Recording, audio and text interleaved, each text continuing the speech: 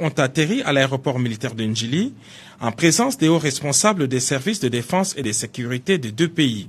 Les deux parties ont eu des explications techniques sur les performances de ces monstres déserts.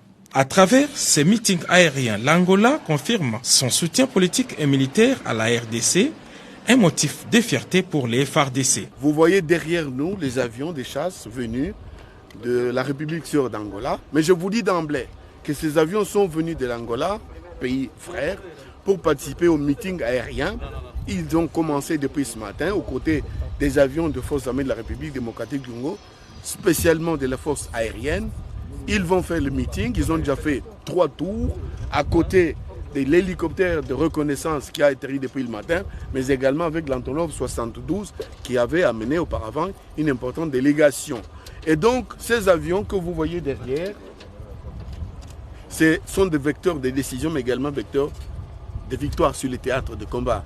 Et ces avions sont venus magnifier la coopération, magnifier l'entente parfaite qui caractérise les relations entre la République démocratique du Congo et la République sœur d'Angola.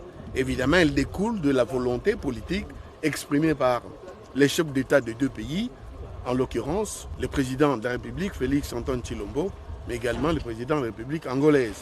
Ils ont décidé dans le communiqué conjoint sanctionnant la fin de leur rencontre la semaine en cours que dans le cas de l'assistance mutuelle, mais également de la coopération, qui est un meeting aérien aujourd'hui 20 novembre 2020 ici à Kinshasa, à l'aéroport international d'Ndjili. Avions supersoniques, ces Sukhoi 30K des dernières générations et d'autres avions de combat sont à la disposition des FARDC qui peuvent les utiliser chaque fois que de besoin. Avec une autonomie de 4 heures de vol, ces avions de chasse peuvent étendre leur autonomie jusqu'à 7 heures après un approvisionnement dans les airs. Cette coopération militaire marque un pas de plus dans la montée en puissance des FARDC au niveau africain.